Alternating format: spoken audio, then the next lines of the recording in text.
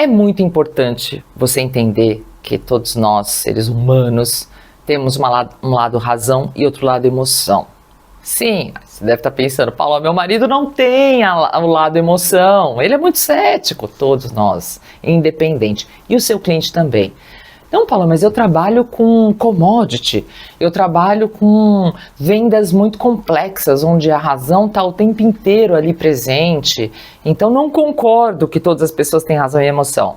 Olha só, o que eu quero dizer é o seguinte, seres humanos têm razão e emoção, e mesmo que uma das duas esteja predominante, todos nós temos o nosso lado racional e o nosso lado emocional. O que isso tem a ver com vendas?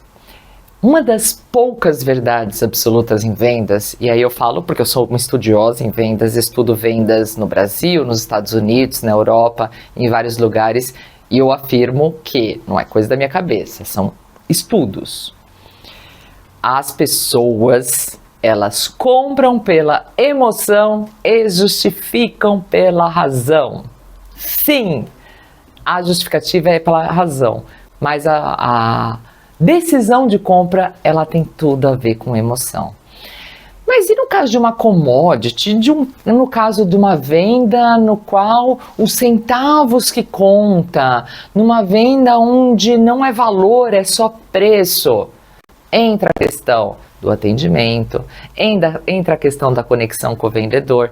Gente, uma das também pouquíssimas verdades em vendas é a pessoa compra primeiro você, depois ela compra produto, serviço e diferenciais e etc. Então o que eu quero dizer é o seguinte, você é mais importante do que aquilo que você vende. Você é mais importante que os seus diferenciais. E você tem que ter essa postura o tempo inteiro, uma postura profissional, uma postura, né, relacionada a dress code, relacionada a tudo isso, que gere valor para que mesmo numa situação de commodities, ou mesmo numa situação onde o que vale são centavos, você consiga vender valor e acessar a emoção do seu cliente. Então as pessoas, elas decidem pela emoção. O que eu quero dizer com isso? Primeiro ponto, estatísticas mostram que na maior parte das vendas, as pessoas elas compram por dois motivos, dor e ou prazer. Mas na maior parte das vendas, elas compram por dor. De 10 vendas, 7 existem por insatisfação e 3 por prazer. Isso são dados também das escolas de vendas mundiais. Então, se você parar para perceber, todos nós temos um movimento de compra muito mais voltado para insatisfação do que por prazer. Vou dar um exemplo simples. Quanto mais insatisfeito eu estou com a minha aparência, mais eu preciso ir para o shopping comprar roupa. Quanto mais insatisfeito eu estou com a minha capacitação e com o meu conhecimento, mais eu compro o curso. E eu, por exemplo, sou uma dessa. Estou sempre insatisfeita com o que eu tenho que aprender. E aprender é essa questão, né? Quanto mais você sabe, mais você quer aprender e mais você percebe que você não sabe. Sócrates dizia isso, né? Então o ponto é esse. A insatisfação que gera um movimento de compra. E aí é interessante você parar para pensar sobre isso.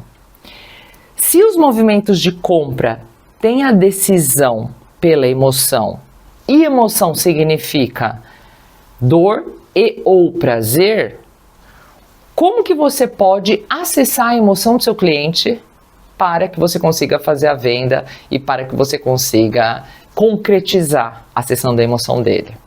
E aí tem dois caminhos muito importantes, que é o que a gente vai conversar ao longo do curso.